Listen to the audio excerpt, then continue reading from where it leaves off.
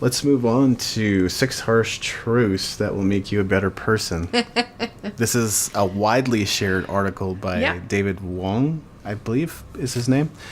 And it talks, I think his audience or the people that he's trying to talk to are people that are maybe not really trying to do something beyond the normal 9 to 5 or the normal school.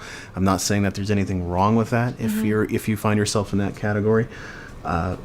Because for me personally, when I first read it, I was going, some of the points feel a little bit off. But then when I kind of went to by the end of the article, I was kind of going, but he's really just saying the same things I say, only harsher. Differently.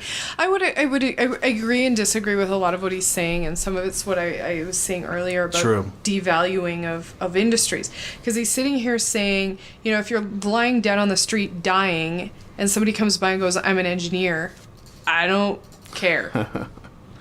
If you come by and say, yeah, I'm a doctor, you're giving me what I need. And it's things that people need to figure out. And a lot of it is a snowflake culture. Yeah. We were raised, I am lovable and capable, and I am awesome, and I am a beautiful individual, wonderful, lovable, blah, blah, blah human being. And these were messages that our generation was given. And I think we saw... See, it's interesting because we grew up on the backs of so much success. Our generation really did. Our parents, the baby boomer generation also kind of grew up on success.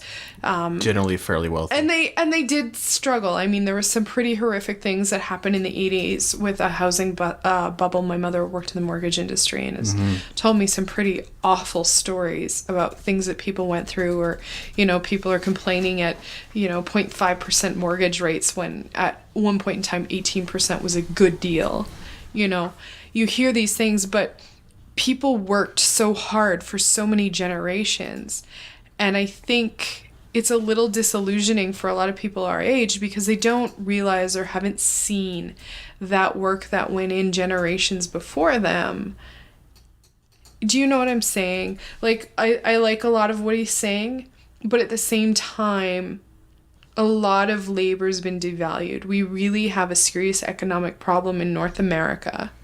It's at the point where, it's considered a bad job if you work in a factory or, you work in a warehouse. So now we're telling that person who maybe had other dreams, but they're providing for their family or they're making enough money to fund other dreams. Yeah. I'm not saying you have to work in a factory, but it's gotten to the point where parts of the country, Nova Scotia, for example, has a huge foreign worker program, working on farms and orchards and all these things. They cannot get locals willing to do the work because it's sucky work, but it's seasonal, and nobody wants to end up with seasonal work.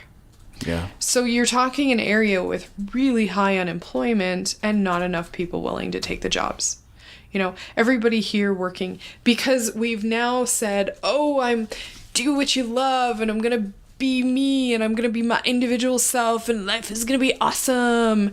I'm not saying that is entirely wrong at all, but at the same time, we've completely devalued a lot of industries, especially arts in a lot of ways. Yeah. There's more abuses in the entertainment industry with interns than a lot of other industries. Oh yeah, you're gonna work 18 hours a day for no pay. Crazy, crazy stories you're hearing in the entertainment industry. I'm not saying that the whole industry is corrupt by any means, but I'm saying that as a society we've started devaluing people so much and work. Everybody sits and complains that all the tech support's in India. Well, nobody was willing to do it here anymore. Yeah. So the companies, or they weren't willing to do it, whatever. And the cost of living and stuff goes up. So the companies can't afford to hire people here anymore. There's a lot of issues. If you walk into any... There's a lot of issues. It's not one thing or the other. I'm not saying I have an answer by any means. I'm not an expert. I'm only 31. I'm not wise. Yeah. I'm not going to lie. I'm young. There's much older, wiser people in the world who probably have better ideas than I do. But I see a problem, and I see a lot of people in our generation sitting around complaining about it. you know, sometimes you got to work a job. Yep. And you're not going to be able to do what you want. Or you switch industries. I switched from this industry to that industry. My income went down. Well, yeah, of course your income went down. You just started over. When you were in your current industry working your way up the pay scale, you didn't make a lot of money when you started. And a lot of people our age are like, I'm going to job hop for more money. How come I'm making less? You started in a new industry. What do you expect? To kind of support what you're saying, I have noticed, and I get out a lot, you walk into any Subway, any Tim Hortons, or any Mac's in town, and try to find one Caucasian person working these jobs. It's rare. I've done it. You can find them. You know, it's rare, forgive though. me. I've worked some shit jobs. Yeah. Okay? I've sorted trash for a living in a recycling plant. Forgive me, diapers are not recyclable. Right. You know what? I was the only Caucasian working there. I guess I was raised with a different kind of work ethic. Yeah. What I was doing at the time, I was touring with a theater company pretty much full time. So I'd have a month and a half off. So you come off tour where your schedule's insane. Some days you're working 17 days in a row with 1 day off. Sometimes you're working 4 days on and 5 days off. It's erratic. It depends on the cities and things. And anybody who's lived on the road knows what I'm talking about. And if you've done as intensive a performance schedule as I have done, averaging 5 to 6 shows a week, you come home and you get sick for 3 days. And then you go, I'm bored. And then you go get work. And for me, physical labor work and being a temp, doing labor jobs, sometimes shoveling mud, sometimes helping with cement. I've done jobs. You want to sit and ask me what jobs I've done? It's kind of insane the number of jobs I've done because being a temp, a labor temp, you do a lot of things. I've done flood remediation. I've done all kinds of stuff. I was usually either the only white person or working with a bunch of homeless guys because people weren't willing to do the work. Yeah. Honestly, my best boss I had was working at the recycling plant, sorting diapers and telling people this is not recyclable. He had such a great attitude. I don't know what country he was from. I never really got to talk to him because of the nature of our job. You're always wearing a respirator to try to protect you. So it's hard to sit and chat. But he'd go, hi! And he'd make it sound like the most exciting thing in the world. And he had a great attitude. Yeah. You do not see commonly, and I don't know. I find it hard to find a good attitude on a lot of white people. Right. It sounds kind of racist. We're pretty privileged. But you are a white person. I'm a white person. We're pretty damn privileged, especially if you grew up in North America. And I know immigrants were pretty privileged because their parents sat and worked 4 jobs and really worked not immigrants, or they were happen. born here. Friends of mine who watched their parents knock themselves out so that when they, turned 18, their parents could buy them a house and a car. And some of them are super appreciative of it. Some of them not so much. Really respect their parents for that. Really respect, starting over in a new life in a new country. I have a lot of respect for people who do that. Yeah. But you're right. It is hard to find someone Caucasian working at a lot of these places. Why? Could be a variety of things. I'm too good for it. A lot of people, I've talked to people who are like, oh, I might lose my house. Have you tried getting a job at Tim Hortons? Oh, I'm too good for Tim Hortons. You know what? Wages have gone up there because they couldn't keep people. So they've increased the wages quite a bit. There was a time when Dairy Queen was paying $15 an hour near where I lived because they couldn't keep staff on. It's true. So they needed the wage to go up. Well, okay, $15 an hour is not the best money in the world, but if you're working 40 hours a week, you're going to pay your rent and start looking for a job you love more. Yeah. I'm not saying work a job you completely hate. Like, I've switched jobs I'm in a fantastic work environment now. Is law what I wanted to do with my life? No, I'm not even a legal secretary. I'm kind of the assistant to the assistants. I'm pretty much the lowest on the totem pole where I work. But it's a fantastic work environment. I'm not working somewhere where I hate my life. I'm not working somewhere where I hate my job. I'm not saying work a job you hate, but you should be willing to work hard. Yeah. And it's what I say. When I was doing labor, it was shitty work, but it was paying for me to go do arts work that I liked. Yeah. Unfortunately, traveling with a theater, especially when the theater is attached to an NGO, you make $10 a day for 4.5 years. It's brutal. But I was doing what I loved. Yeah. But I was doing the hard work to do what I loved. Yeah. So it's still fulfilling. And that's huge. Mm-hmm. I think one harmful lie that gets perpetuated that sort of needs to be done away with so people can get into the right mindset around work is this idea that you are made for one thing and one thing alone, and only that one thing will ever satisfy you. I would say that's a harmful lie. Because you can usually be traced back to career counselors, and I know it's held back so many of people close to me from getting work that they could be happy doing. It's like I'm okay. Sorry, I do the most basic, boring job at my office, but I like my job. Right. You know, I have days that are rough. Can't go into details, but I have days that are rough. I put together binders. It's all I do. I assemble things for trials into binders so that the lawyer has the information when they go to trial. Does that sound particularly fulfilling and awesome? No, it's the environment that makes it fulfilling and awesome. Yeah. I'm not saying it needs to be done too. It needs to be done. It's an important thing, and the lawyers are very grateful, and the assistants to the lawyers are very grateful, and really showed their appreciation to me at Christmas. It was very lovely. Getting an entire bottle of Bailey's was lovely. I wish I could still drink it. Celiac sucks some days. Yeah. But the gal I gave it to was pretty thrilled when she got it. But you know, like, or coming by with a $25 Tim's card, that's a really freaking big deal to someone like me. You can get a lot of coffee. I like my coffee. You know, you don't have to be working in the perfect job all the time. No. And keep in mind, and it's something that a lot of people don't seem to understand, sometimes you need to work hard. Yeah. Yeah. There's going to be periods of your life. And Hello. I think our grandparents' generation was so successful because they were willing to bleed for it. Yeah. If you know what I mean. And I think that's really been forgotten. We're such a consumer culture and not willing to work. And we're like, oh, I should be successful by now. Really? It never worked like that before. What did you do differently? Well, but it never worked like that generations before, right? And I think a lot of it was the whole you're a snowflake thing that we grew up with in our generation, where people assume that they can come out of college and be earning $100,000 a year, and that's really rare unless you were in the right industry. You know what I mean? There's a certain status quo. Basically, there's a lot of self-entitlement. It used to. And even I experienced days of self-entitlement. I'm not going to lie. A lot of it, I think, is the messages that we have been fed by media, in school. The snowflake thing came through school, certainly. You know, you're so special. Advertising reinforces that idea. We assume things are going to be easier than they are.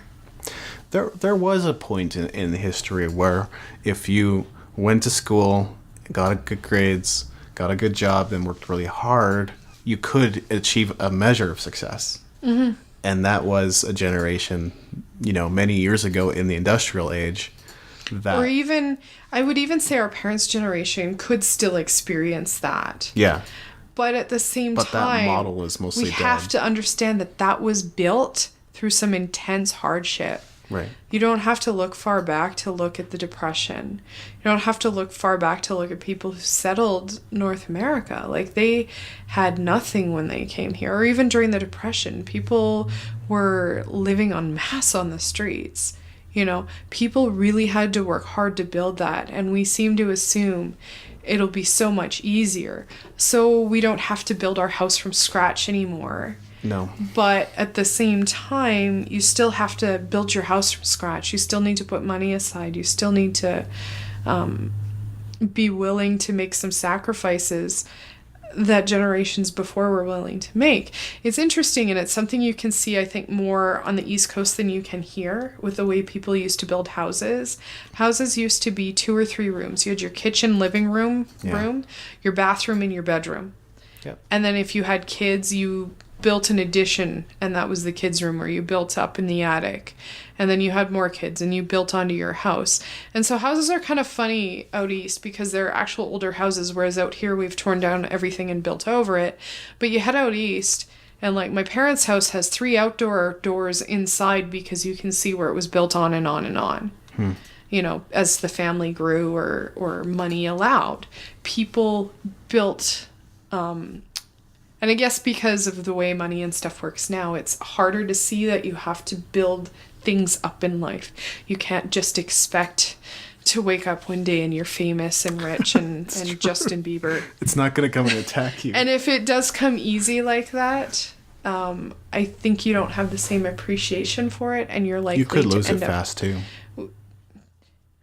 And that's where people enjoy the train wreck of celebrity, right? Yeah. People who rise too quickly are the ones that we enjoy to watch because they're the ones that tend to crash a little harder. But it's so fun to watch in oh God, what's it called? The tabloids, right? Yeah. Everybody's like, oh, did you hear the latest with like Paris Hilton? Oh my God. TMZ. Oh God, what's it called? The guy, Perez Hilton. Yeah. Yeah, that's who I was trying to find the name of. People love watching them crash and burn because a lot of it came too easy. And I think if things come too easy too quickly to you, it's harder to appreciate. Oh yeah, harder to manage. And that's why people go, oh, that person, they're an overnight success, which is incredibly rare in music and film and stuff. It's incredibly rare. The overnight success has been playing music in crappy gigs and dive bars for the last 10 years. Exactly. To add to your point, if we were to personify success just doesn't care. It doesn't care. You have to be the one to say, I'm going to be consistent every day at my task. And even if that's a small thing, because the small thing will make a big difference long term. Yeah. It could be, I'm going to go for a walk for 15 minutes every day. Well, the long-term results of that are going to be a longer lasting longer health. life, longer health. You're not one of those people who has a heart attack at 30 years old. And I know people. We're both early 30s, right? Yeah. I know people our age who've had heart attacks already. I know. It's sickening. I've had friends die already at my age of aneurysms. Wow. Cancer, all those things. People are like, oh, you've just got one life. Why don't you just, eat chocolate all day and drink your face off? I could do that. But I'd also, I watched my grandfather. He had his first heart attack in his 30s. And he spent more of his life essentially disabled than not. He still lived to be 88, I think.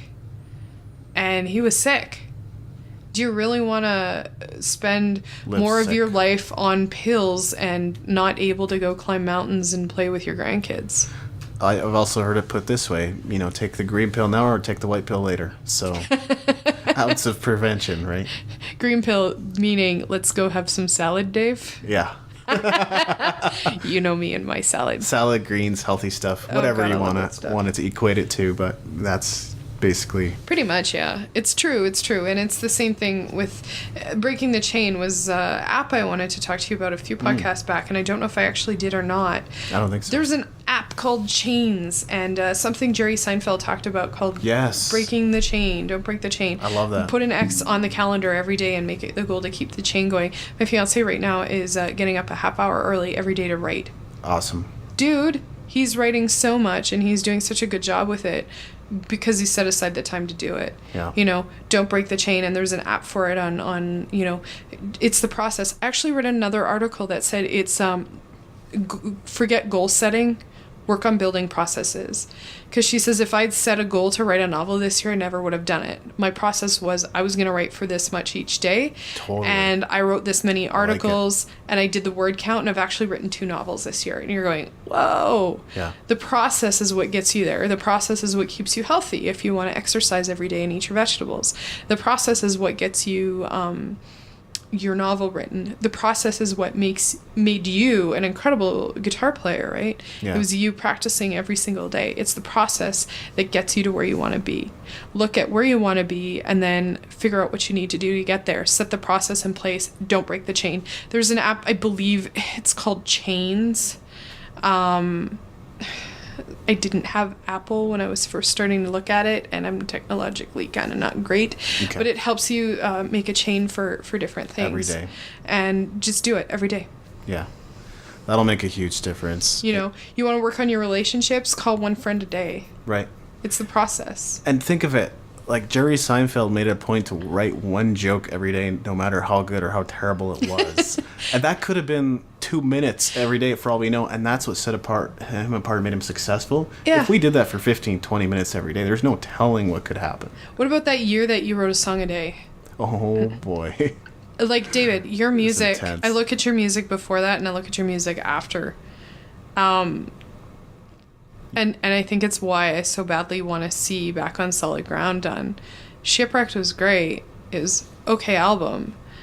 But I'm almost embarrassed to hand it to people knowing the amazingness that your music has become since then. I know that sounds awful thing for me to say to you. It's kind of true. I know it's like, well, and I'm glad that I can be honest with you, right? Seventh harsh truth. Yeah, and I know it's kind of embarrassing. It's embarrassing. Well, I feel like I'm being a horrible person by saying I'm embarrassed to hand them that album because I talk about you in your music and I want them to hear how you sound and the way that you've evolved. Yeah. And I can't do that with the old album.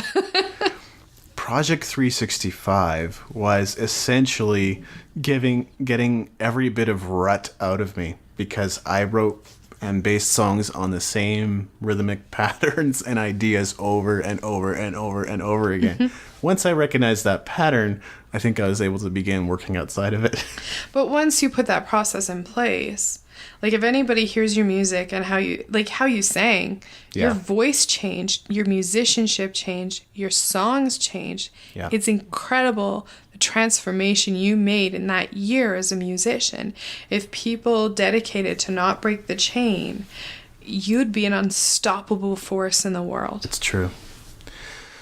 Yeah, it just turned out to be a not terribly sellable skill. No, I'm just kidding. It's actually pretty cool to be able to play guitar and hello, associate producer of a film sitting over here hiring you. Yeah, not marketable at all. No, actually it's huge as far as building rapport. I think I read an article that said you'll have more friends if you play music, and this is it. You'll widen your social circle. That's huge when you think about it because your network is where your opportunities are going to come from. I heard it's often kind of the cloudy area or the murky area in your life. The people that you know but not that well. That's often where jobs come from. That's often where opportunities come from. That's often where spouses come from. Yeah, that's where my current job came from. My spouse, unfortunately. I hate to admit it, and he knows it. We met online. I like to say he's a mail order. He's a mail order. We met online. I'm all embarrassed and probably turning red over here because I'm embarrassed to ever confess that I did online dating. Initially got into it because a friend of mine gave me a gift certificate to eHarmony, and then I was completely disillusioned after guys used it to tell me how fat and ugly I am. And I'm not fat and ugly. Brutal. But it's horrible, some of the things that people would say. And then my other friend met his wife on the site that I met my fiance on, so I guess it works. And he's like, you need to sign up for it. And I was ready to deactivate my account for a lot of the reasons that people are writing articles right now about, like somebody contacts you right away and they want to talk about having sex with you within 10 minutes of first contact, and you're like, what am I? But then I met Stefan, and he didn't ask me those things. And he asked me about, music and books that I'd read and things that I think. And I was like, oh, this guy's kind of different. And then we met in a Starbucks. So it's a half truth. I did meet him in a Starbucks in person. Fair enough. But as far as networks, my current job came from a guy that I kind of knew, and he knew I was in a job that was making me completely miserable. A work that I liked doing accounting. It was the environment that made me completely miserable. And that's, I guess, what we were talking about earlier with flexibility and what you do. Yeah. It's the people you have acquaintances with where wild opportunities happen. Yeah, exactly. And I can think of 2 friends right now that got married as a result of meeting online.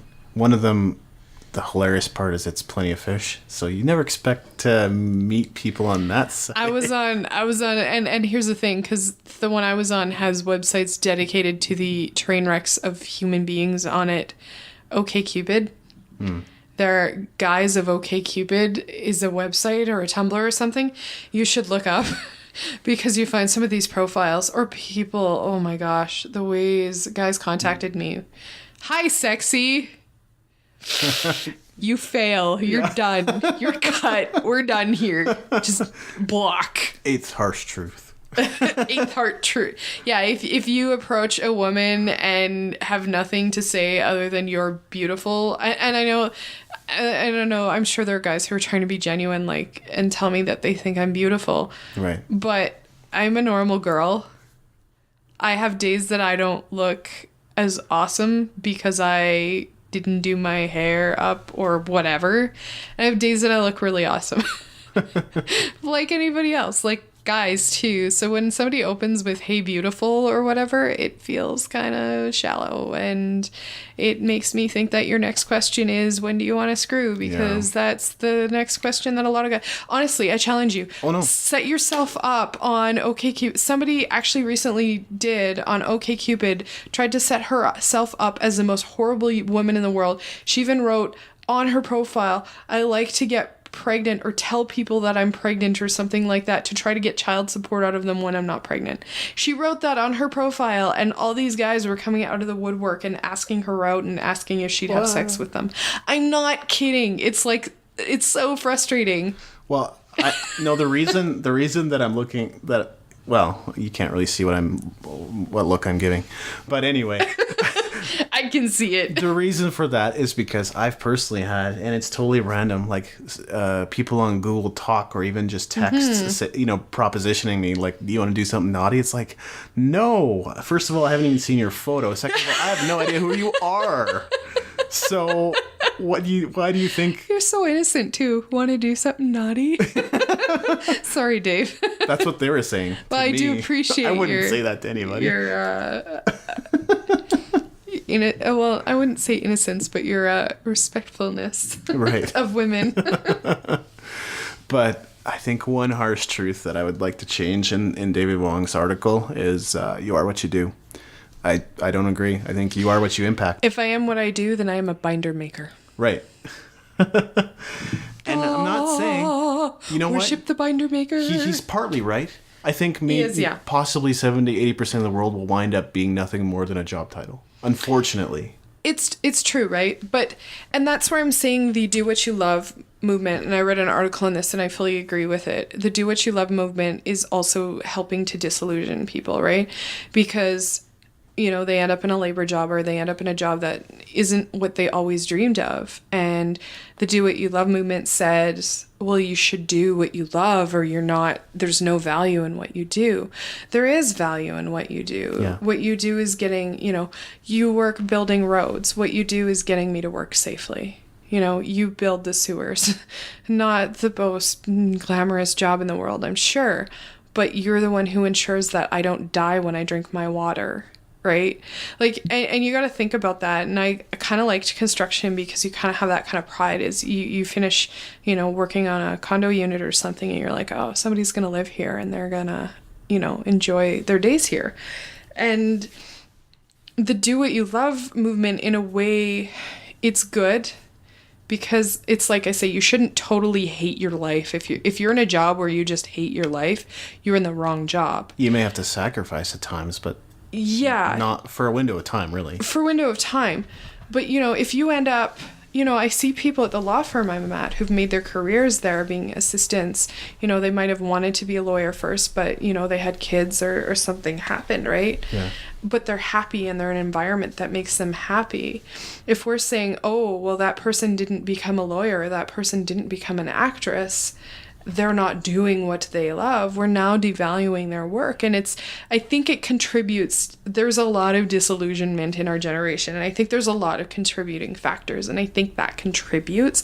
I'm not saying it's the whole problem or anything, but I'm saying it's not the most helpful attitude, if that makes sense. It's true. Yeah, I think it really comes down to impact. Well, for a lot of us, what we might be able to do on a day-to-day basis might be limited. We might be able to give away part of our paycheck to a charity or organization we believe in. Or time. I've done a lot of time stuff, You can put in some sweat equity into different... I don't have a lot of money. I run fundraisers, and I enjoy it. I love doing Boob Rocky Chair. Yeah. I love going to the auto show. I'm selling my picture again this year. Come by me.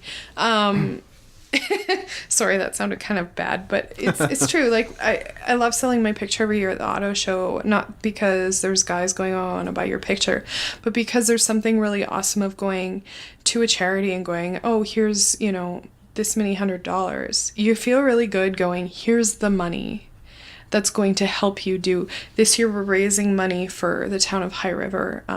If you haven't heard, there was some devastating floods in southern Alberta this year, and half the town will be bulldozed because it's not even recoverable. And it probably wouldn't be wise to unless measures are taken to control the water. Water in the future, because they're expecting with climate change more events like this to happen. Yeah. And people have lost everything. They've lost their businesses, their homes, their lives. It's part of the reason I think Calgary's going to get busier. Too. A lot of people are having to move up to Okotoks or Calgary.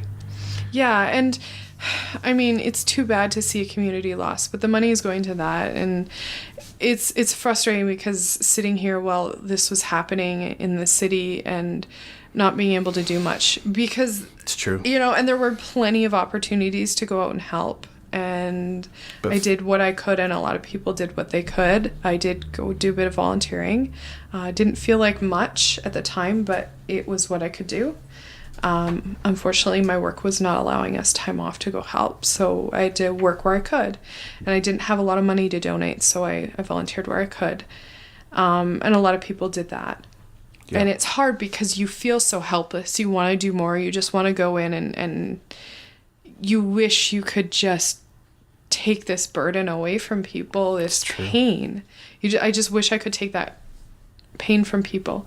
And so getting to do something like, it sounds silly. I'm selling photos of me wearing pinup, and it's cute and wonderful, and it's vintage and whatever. And it might seem like a silly thing, but the part that's rewarding for me is taking the money to the charity, and at the end of the day, being able to make a difference that way. Yeah. It's not necessarily my money, but it's my time. I think it was the same thing with me. Like, I had opportunities to go out and help and would have wanted to, but trying to match something with your schedule, especially being self-employed, and you're like, kind of the purpose I'm being self-employed is to be able to eventually give more than I've ever been to. Like, my dream would be to give 90% and live on 10%. That'd be amazing. That'd be awesome, yeah. But I have to work to get there. And I have to be consistent, like we said. Don't break the chain. So right. Yeah.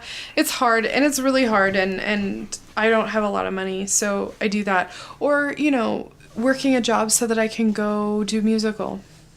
Yeah. I don't do a lot of musicals. It's kind of fun. I get to wear a habit.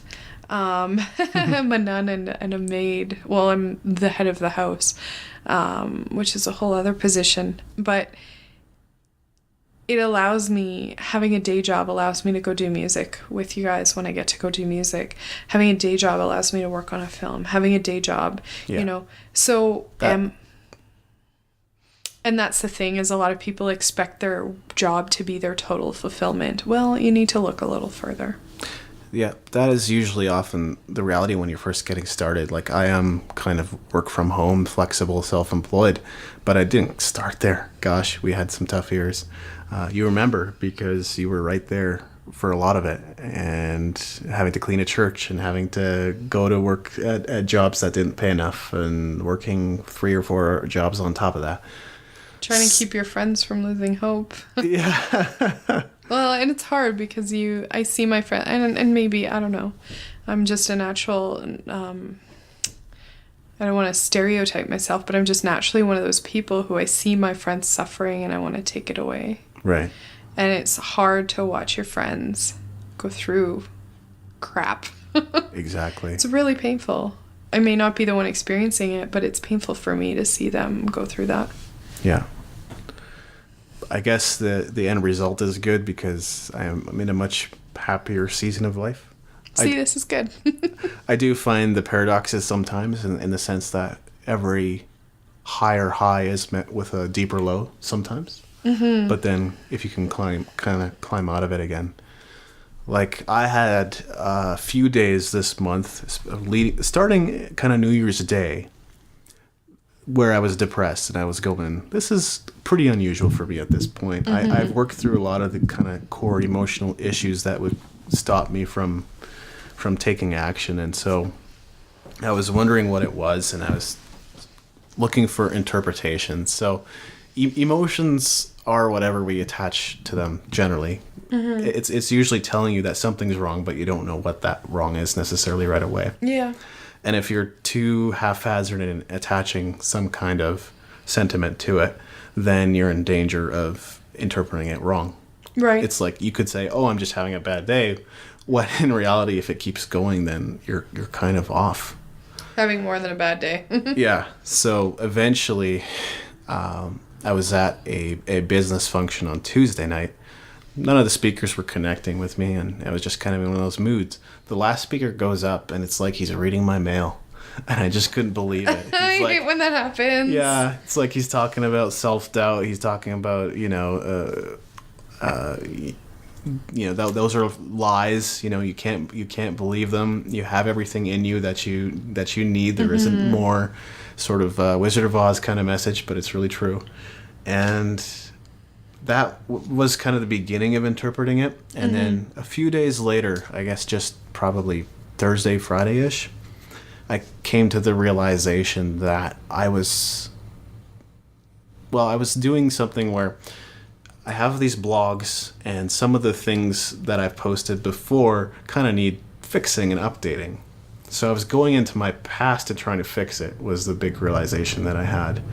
And that I needed to stop doing that, because first of all, I can find someone else to do that once I'm making enough money to hire someone to go in there and fix and do it better than I could ever do the SEO stuff. Second of all, I needed to be focused on the present and the future and make plans for those, not try to go back in and fix what was back then. And everything that I wrote or created back then was clearly from a different place than I'm creating now. Yeah. Because it caused me to feel worse going back to those times. And I remember 2008, it was not a rough year for you. Stupendous year for me. So going back in there and working on that stuff was detrimental. But I will probably create an audio about don't fix your past anyway. So that might be another thing to ponder. Anything else about 6 Harsh Truths? No, I think there's a lot of good points to be taken from it. But I also think you should read why the Do What You Love message has problems. I can't remember the exact title of the article, but check it out. Okay. And I think if you stop and think about it, it's also a lot of what's contributing to our economic issues in that people aren't willing to take. Yes. And there are people who can definitely find fulfillment doing menial work. A lot of it's attitude, but a lot of it is work environment. Yeah. Exactly. So we kind of have to... And as musicians, we have to be willing to... And it sucks, right? Like, when was there a good time for musicians financially? There really hasn't. Like, even Beethoven and them ran out of money at times. Like, you go back far enough. We're in one of those industries, right? You gotta be willing to do what it takes to survive. Yeah, that's it. It requires some humility. So... That's huge. If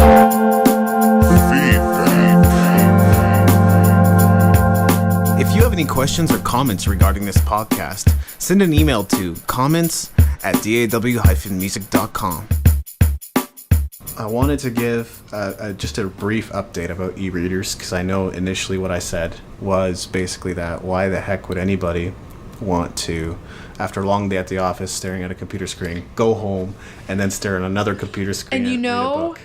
I agreed with you, because I'm a book girl. I like opening the book, smelling the pages, yes, getting into the book. I am that creepy girl who's on the bus with her nose in a book. However, I can fit an iPad in my purse and open a Kindle app. Yes. And there are, the other part of it is I still like physical books, and I don't think the e-reader will replace it. I hope not. If it does, my life is over. But my dream is to own a library, David.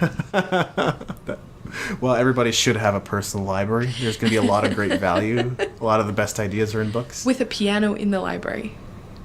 Ooh. Ooh, nice. Yeah, I need... Grand piano. Yes. Oh, and wingback chairs. And desks. Anyways, keep talking. Good thing to dream about. Yeah. I was convinced that I should look into purchasing one, and it was going to be kind of my birthday gift. Not to myself. I think someone else had yet to give me a gift yet, so they wanted to give me a little bit of money to put towards it. That's nice. Yeah. So I looked into it. The reason I figured I might want one is because I heard Dan and Ian talking about it on the Lifestyle Business podcast. Okay. And they were saying that if you're an entrepreneur, you should absolutely have one, especially if you're wanting to travel a lot. Yeah, it's great when you're in transit. You can take it anywhere. With an e-reader, I don't know about an iPad, but with an e-reader, your charge can last pretty close to a month. Oh, wow. That's definitely longer than an iPad. Granted, This is a first-generation iPad. Is the oldest iPad you could possibly find. Right. So, I can crush it. But then I can crush anything, so... I keep hearing that today, actually, with Apples. No, I'm not just talking Apple. Oh my gosh. Don't even get me started in the PC mess I ended up in at work on Friday. I know. It doesn't matter what platform you go to, really. It really enables you to focus on small chunks of text. Yeah. A book doesn't really allow you that. It's a huge mess. It's a huge page of 5 to 10 paragraphs. If you're a writer like Dave Ramsey, your entire subheading is a paragraph, so it's not split into Yeah, Dave sections. Ramsey's a little bad for that. He's a great and interesting writer, but that is one aspect. Don't agree with everything he says, but yeah. Yeah, I like the fact that he does cover different issues with women and couples, but that's a whole other thing.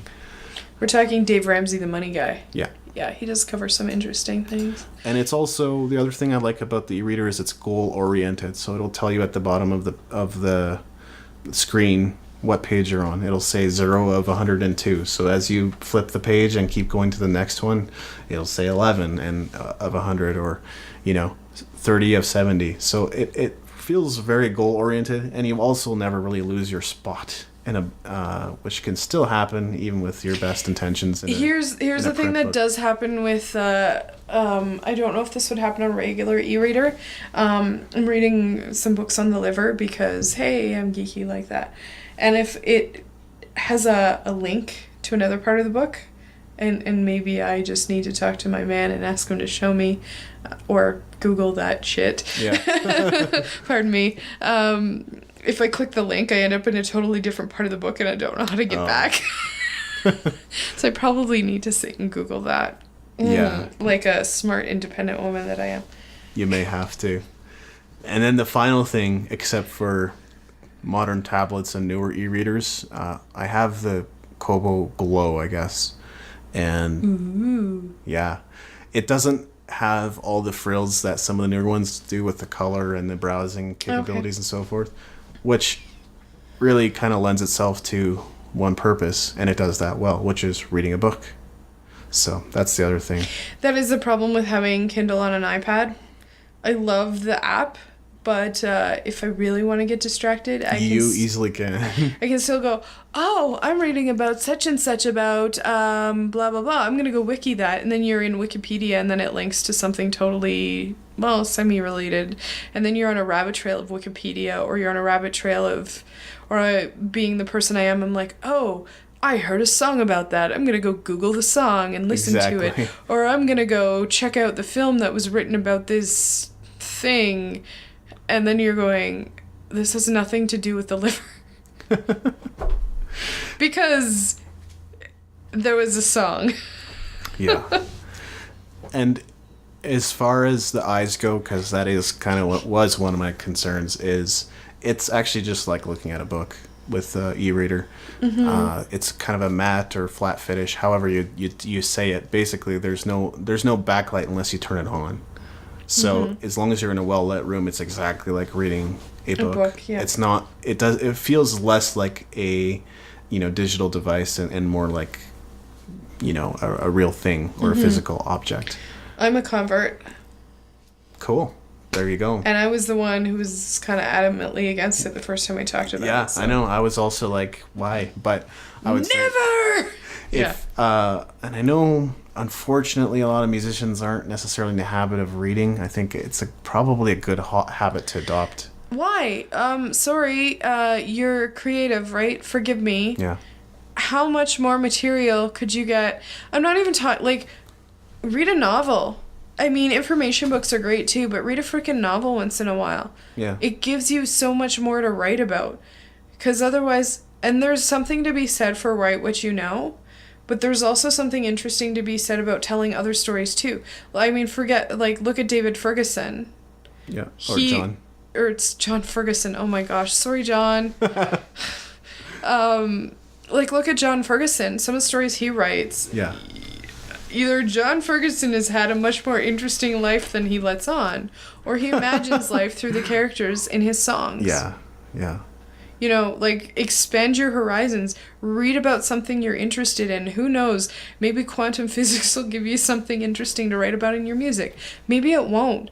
But you'll be a better rounded person who would be able to produce more creative content, I think. And it could be interesting to try and write about something you don't know about. You may not like the results. You may. I think that boundary is mainly there for authors, for writers, for illustrators and people who create like graphic novels and so forth. If you get too far out of your comfort zone and what you know, it can be hard to kind of create continuity. But when it comes to music, you might get some interesting results, like They Might Be Giants or David Bowie. I think it might be good for people who are authors too to expand their horizons. Yeah, it just might be. I think, I think it's good for anybody. Yeah. Otherwise you're going to get stagnant. Exactly. You don't want to do that. And I've also looked at some of my older posts about music and I'm going, I think I've beat that point to death, although, again, there's nothing wrong with hitting people with the same message. There is a degree to which I don't... If people are willing to go into the archives, that I don't need to repeat the same things that have already been said. Yeah, that's true. Yeah. Not everyone will go into the blog archives, I don't think, but... Their prerogative. Yeah. Not everybody's got the time. Time is precious. No, time is... Well, that's... Hey, that's another thing that e-readers will do well, because you can just store articles in your pocket and then load them up on your e-reader. Yeah, that's true too. So, reading blog posts has never been easier or better, in my opinion. It's easier than a computer screen after a long day at work. Exactly. You can also load up your ebooks on there too. So if you just find that you're not getting around to your ebooks ever, like me, throw them on your e-reader. So that's all I wanted to get to with that. What did you want to talk about? Is there some more? I had something. I was reading an article about Charlotte Church, and we've somewhat discussed some of these points. And it's a music thing, and it's on digital music. Excuse me while I become a raging feminist. Which is slowly, it's interesting because I think a lot of women my age are afraid to call themselves feminists. But at the same time, and here's disillusionment all coming back, a lot of us were raised being told we could do and be whatever we want, and you are now equal, and the world has changed. And we certainly have more rights than we did. But in a lot of ways, things are not equal. If they were equal, your next music video would have you wearing a pair of chaps and a banana hammock on a pink convertible, writhing around singing about how you're one of the girls or boys. You know what I mean, yeah, right? What was that band with the big hit? Can't think of him right now. Well, that's pretty much, Britney Spears, right? I'm just one of the girls, and I'm being all sexy, and we put men in these situations, and it's funny because, whatever, but we put women in and we're like, yeah, that's how it should be. Well, it's not right. And Charlotte Church wrote about, and I think it's when I wouldn't say it hit me, but it's one of the moments one of the things that sickened me was reading Charlotte Church's article. She wrote October 15th, I believe, 2013. It's on Digital Music News, and it's a speech she gave about sexualization of women in music. One of the comments she makes, and this affects men and women, and this affects your credibility, man or woman, and it affects your art, man or woman. there's a lot of music executives who figure that if you want to get it to sell, just bring out girls and their boobs. And it's not just female performers that have to bring out their boobs. You've got guys surrounded by girls who are wearing next to nothing. Or if you're Robert Thicke, wearing nothing in their music videos, right? Yeah. But then you look at someone like Charlotte Church, and I can think of other young classical singers who are up and coming, and it scares me to think that this too will happen to them. And you think of Charlotte Church, and you think of, the little girl who sang Ave Maria and had such a beautiful voice, and, it's hard to believe that she's been singing for 15 years, and she started as a teen, and she's grown up doing this. And so I think a lot of us in our minds still have her as that innocent young girl. And to hear that music executives were making it clear to her that this is their money they're spending, not hers, and you should wear a sexy dress. And they didn't frame it quite like that. But it is, one of the things she says is, it's a male-dominated industry with a juvenile perspective on gender and sexuality. And she talks about 3 categories that women are kind of jammed into with their music. And there's some cool gender things that do happen in music. I think men in music are allowed to share their emotions and their feelings more than men in general in our society are allowed, and I think that's great. Yeah. But I also think there's a long way to go in terms of gender issues in music. Absolutely. But, she was talking about these weird pressures to be, made sexy and act in a way that she was uncomfortable with, and she was at an age where she was, barely out of her teenage years and having to make these decisions with these people in her ears. And, part of you feels sorry for her. Part of you goes, would I make the same decision or different? And part of you gets really mad at these people that were controlling her career. Yeah. I don't know. What do you have to say about it? You've read part of the article. Yeah, I guess sort of the whole thing of if I were to, put out my music into the world, would that kind of image diminish the purity and the heart of what I'm trying to create? And I think the answer is irrevocably yes. Yeah. With Back on Solid Ground, if it was sexualized, at least in the way that... I quit the band. Yeah, I'm not wearing something like that. Something subtle, like a music video with me playing in the foreground, a girl in the background looking the other way. It's something artistic. That's a little different. Exactly. You're not using a woman as an object. I mean, it's frustrating because the more we see these things in media, the more we're desensitized to it. And, I mean, you need to be careful because people stop and go, oh, you're just, sensationalizing that or whatever. But the more we see it, the more we are desensitized to it. The more women expect themselves to be on display and have to look a certain way. The more men expect them to be on display. Mm-hmm. The more, women are hearing, why don't you smile more? Well, I'm sitting here thinking, like, that's kind of rude or. Yeah. It's upsetting, and there's things you don't even think of until you read articles on music, I remember reading a friend of mine's band is doing quite well out east, and one of the reviewers goes, really great band for being led by a woman. Right. Never occurred to me that the band was, I mean, I didn't stop and go, oh, it's a band led by a woman. Maybe they rock less hard. It never occurred to me until a reviewer said it. And then I went, so if I ever did that kind of music, I'd have to be better rocker than a guy to get respect. Like, you don't think about that. Or people going, oh, women shouldn't conduct classical music. It weighs an ounce. The baton weighs an ounce. I don't know if I can hold that. I mean, I can carry a baby, but can I really carry an ounce? I don't know if I have the strength. When you're hearing comments like, not bad of a symphony for being conducted by a woman. Right. Well, but it's not things that I would ever think of until I hear that. But as a woman, it makes you go, should I try to do that? Or will I have to be fighting through this glass ceiling first? Yeah. So I don't know. The hard part is that music is all subjective. Oh, it is. We can usually tell if a band is just getting started, they're totally amateur, they don't know how to play their instruments or sing. Okay, that's different. But there's a point of professionalism you reach eventually where you're a good enough singer, you're a good enough writer, you're a good enough instrumentalist to where it's really hard to quantify what is better. There's some people who can play faster, some people who play louder, some people who play different and more atmospherically. Like Patrick loved to play a lot of atmospheric stuff on the music that we do. So it really doesn't, it's not one better than the other. It's really just become entertainment. And even women's outfits are now subjective and are allowed to be part of the overall quality of music discussion, which I don't know if it has anything to do with it. I saw a great article that my fiance posted that was on The Onion, and it was...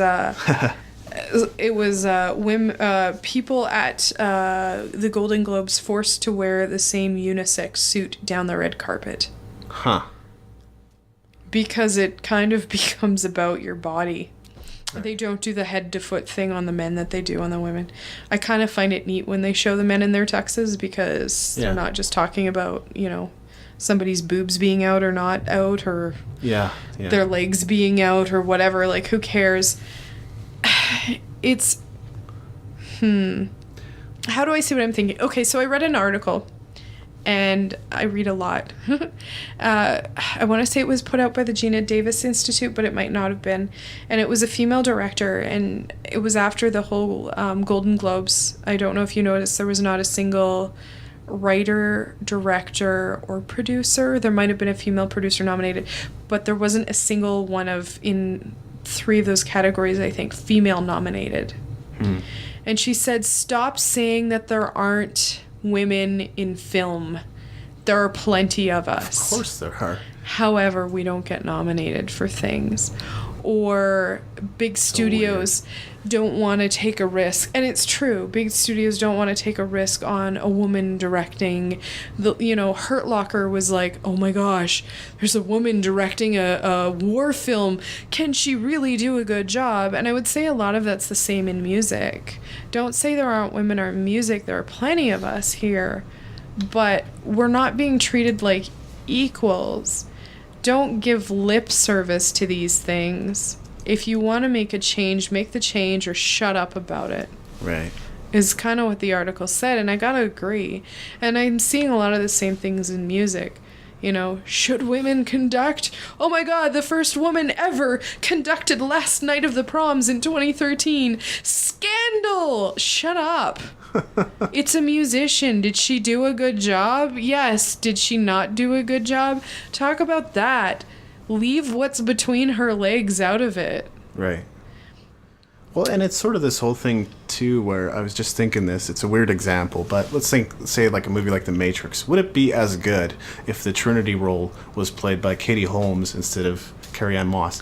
Not saying anything about Katie Holmes. She's good in some roles, but it's still a pretty key supporting role in The Matrix. Trinity is a really important role.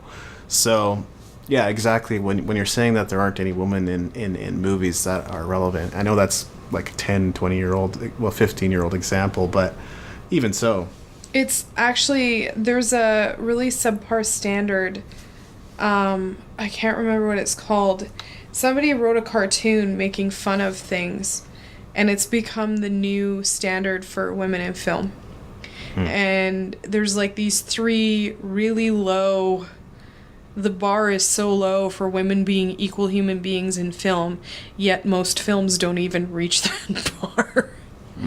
It's like, do they talk about something other than men or getting ready for the gaze of men is one of the rules. Because a lot of conversations in films are talking about being the girlfriend or whatever. It's really cool. I was really happy to see Gravity. Gravity was originally written for a male lead. It was really cool to see somebody in Hollywood was open to put a woman in the lead. It's not hard to sit and write half of your roles in your script for men and half for women. maybe we shouldn't be choosing actresses based on their boob size, and we'd get better actresses. Yeah. We don't really choose male actresses for their size, and if we did, I'd probably not be watching. No offense, but I don't really like keep your things to yourself. And to a degree, you have to admit it's not necessarily boob size. It's a particular look or smile or the eyes or the hair or thinness or whatever, right? It's yeah. But I know what you're saying. Like, stop looking at beauty and start looking at acting ability. I just read something about. I love watching British television because I'll sit there and I'm like, damn, she's got a roll on her belly. And yet she's so believable in her role. And I'm finding that more and more with different British shows I've watched where people have imperfections, or that guy's got, like, his tooth is sideways in his mouth. To be cliche, I guess we talk about Brits and their dental work. But I'm liking it because I find it believable when people don't look like beauty queens on television. Sure. And it was interesting because one of the things that came up on the one message board for the one show I watch is, oh, this character's too ugly to be a main role. And somebody else is like, shut the heck up. She's an incredible actress, and, like, look how much she conveys with her eyes. And this person came back a year later and went, actually, I was wrong. She's a great actress. I just wish she was prettier. Oh, man. And I guess what I'm saying is if you're going to say, would it have been good if Katie Holmes played it? Well, maybe not Katie Holmes, but maybe pick a better actor to play it who just happens to be female. I guess what I'm saying is Carrie-Anne Moss was great in that role. Not saying anything about her beauty or not. Which she is a gorgeous woman, but... Exactly, right? Like, just find somebody who's an excellent actor and fits that role. Not everybody's right for the role. Yeah. I wouldn't, Well, she kind of played off of the stoicness of Neo. They were both fairly stoic characters when you think about it. Yeah. And so I'd like to see more of it. One of the things I'm appreciating with the group I'm working with in the film is half the roles pretty much are women. And they're interesting, and they're multifaceted characters, and they're not just, like, the girlfriend. Yeah. There is a girlfriend-ish role. I don't even know if you call it that in there. But that role serves a purpose of telling you something about the one person's character. It actually reflects less on the woman. Is that it's not a main character, though. A lot of the main characters are women, and they're people, and they're interesting to watch people, and they would be just as interesting if they were men. They'd be just as interesting if they were black. They'd be just as interesting if they're white, if they're Asian. Yeah. Southeast Asian, South African, I don't care. That's the kind of writing I like, is if you can flip those factors around and it would still be an interesting character to watch. Yeah. It's the same thing in music. I think a lot of we'd have more depth maybe in music, in pop music or mainstream music, if looks were kind of taken out of the equation. Right. Adele is an interesting singer, I think, because she doesn't sit and play off her beauty in her music video. I like her music videos, the ones I've seen. I haven't seen all of them. Yeah. I hear she's got some boring music videos, but some of them are great because she's not playing the sex symbol. Well, the weird part is, like, video's not quite as much of a factor as it used to be. Like, no, not at all. And music is still mostly auditory medium. Exactly. It's so funny how, when it comes to award shows and stuff like that, that it really just becomes all about the dress. It becomes a spectacle. Yeah. It doesn't need to be. It's just interesting. I just wonder if we took, I don't know, the visual side out of it, if we'd see an interesting change in the landscape. We wouldn't necessarily lose a lot. In fact, I think a lot of the, the pop music that is really built off of somebody's image would start to crumble a little bit. It'd be great. Yeah. I just think the sexualization thing needs to come out of it. Needs to come out of lyrics in some cases. Oh, yeah. Well, I mean, the lyrics have been so god-awful in the last 5 years. I can't even listen to this junk anymore. So and a lot of it is junk. Granted, I heard a song today on the radio about date rape. It was a ska band. Yeah. And he was talking about basically how much of a jerk this guy was, and he ended up in jail and learned his lesson. Don't necessarily agree with the way they told the story in a couple places, But I kind of liked that. I think I might have heard that song. Well, yeah, and they're kind of basically poking at things like the blurred lines date rape thing, right? They're basically, how do you say, you know what I mean? Yeah. They're kind of going against the whole thing, and it's just, I think it's more shocking when you read about somebody like Charlotte Church being sexualized by the media industry, or you know, reading Misha Bruger-Gossman, who's an incredible opera singer, talk about how her career really didn't take off until she got a lap band. Yeah. Well, how pathetic is that? I mean, it's she deserved to sing at the Olympics, and she did, and it was awesome. But did she deserve it any less when she was a bigger woman? I don't think so. She's an incredibly talented singer who should have been able to sing. That kind of made me think of, I know it's kind of a sideline, but why we hire the bands we do for some of the major events. Like, why would you have Black Eyed Peas playing the Super Bowl? And my lumps, my lovely lady lumps. That's all of it right there. You know, not saying anything about whether or not to watch the Super Bowl, but if I was going to watch it, it's not the group that I would necessarily want to watch or listen to. I don't understand the whole Super Bowl spectacle, but I don't understand the whole football spectacle. No. So, I mean, I've gone to a couple games and I had a good time, and totally. It was more because I was taking kids to games, but I don't get it. I don't. I'm too artsy for that. Yeah. Take me to the theater or take me to the opera. I'll be much happier. We still have these talented, fantastic bands from the 80s and the 70s that are still playing. People go, oh, they're still around? God, not only are they still around, and maybe Stryper's not the best example, but Stryper's still around. I heard they were playing a gig. Are they still around? They never stopped. Like Stryper did. But bands like Def Leppard didn't really. No, who was I hearing about? Bon Jovi. Yeah. And even though they've had a lot of member changes, Styx has been going. Oh, man. Van Halen. I love Van Halen. Always have. They've had some Whatever massive happened hiatuses. to Heart? Yeah, they've had some massive... Well, drugs kind of get in the way. Aerosmith's been around forever. Heart, U2's been around for 100 years or so. Yeah, 100.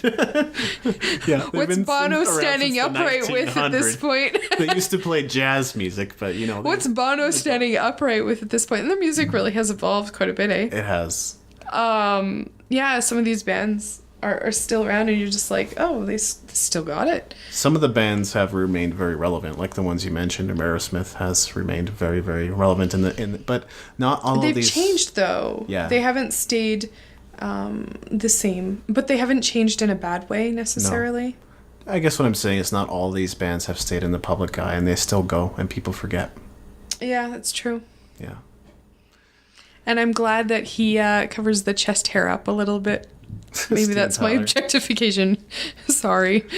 Just a little beard, seeing chest hair all the time in the 70s and the 80s. I don't get it. No. I don't understand what that was all about, why that was considered attractive. And the pants that looked tight enough that these men never gave birth again, or not gave birth, fathered children. Yeah. After wearing those pants. Well, that's a good way to tie it up, because Steven Tyler and Tommy Tallarico are cousins. Are they really? They are. Oh, that's kind of awesome. Tommy just chose not to use those connections and built from scratch. Oh, good for him. And good for him for not wearing the pants. At least that we know of. They inverted the butt and inverted other things that I didn't need to see. It inverted the entire male body. And they did that to women too back then. Oh, yeah. It was just a bad period of fashion. Huge hair, small pants. Everything else. Yeah. Wings. Huge guitars. What are they called? Streamers on your arms. Yeah. All kinds of weird stuff. All kinds of crazy stuff. You know, some people are talking about the plausibility of hair metal coming back. I think as a musical genre, it might, because it has merit, but as kind of the exaggerated image of the 80s, I don't think that could really make it could be huge in Japan. Oh god, it did arrive 10 years late. You know that, right? Yeah, I know that. I'm only 90s. making fun because you grew up in Japan. Hey, I loved it, right? I know you did. Because it was a new thing to me. I'm sorry, Dave. I'm bad, but it's true. Everything kind of arrives there late. Maybe not so much anymore. Maybe 5 years late. But they kind of live in a bubble. They have some interesting things that go on in the J-pop and the J-rock. So weird things. It's I don't understand it, but I'm not Japanese. There is some great music in there if you're willing to sift through a lot of bad.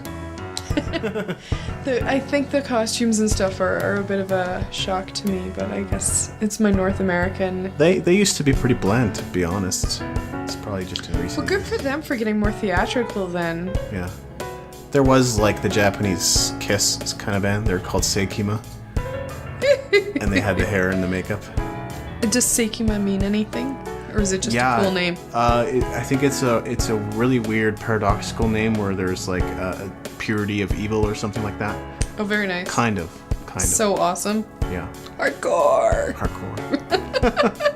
You can't see us making hand gestures, but we so do it during the podcast. The rock horns, yeah. Or as they call them, the devil horns. Yeah. My devil horns, they're so cute. Oh God, I need help. But I guess we're deliberating, so unless there's anything else, we'll wrap up the just show. wanted to bring that up, and you know me, it's sort of a thing that bugs me that's going to come up periodically. Totally. You know, and it is interesting, and it is something that's come up to me doing music is how I look and how much cleavage I show or don't show, or you might want to look prettier, you might want to look less prettier, depending on where we're performing, and it's interesting. It is. I think it's important to feel good on stage. If you don't feel quite comfortable or quite yourself, that's where the huge issues start to come. Just having had, comments about, you need to cover your boobs up more, you need to uncover your boobs more, or, things that I have heard singing and performing is just when you hear stuff about certain genres and things, it's upsetting, and it is a problem, and we need to look at it in our industry. Yeah, definitely. Well, join us over at DAWCast.com. This episode might be split into two, so I'm not going to give you the link to episode 41. Anna talked too much. It was mostly intentional. I've sort of loosened the reins on being a little more perfectionist about a serious podcast and kind of letting it unfold and be entertaining. So, well, and we may have some cool interviews coming up with some interesting artists in town. That's the plan. So, the art of allowing. Yes. Thanks again. You've been listening to the David Andrew Wiebe Interviews and Music Business Podcast, broadcasting from Calgary, Alberta, Canada. This has been a Red Flame production. To learn more about Red Flame, go to redflamerecords.com.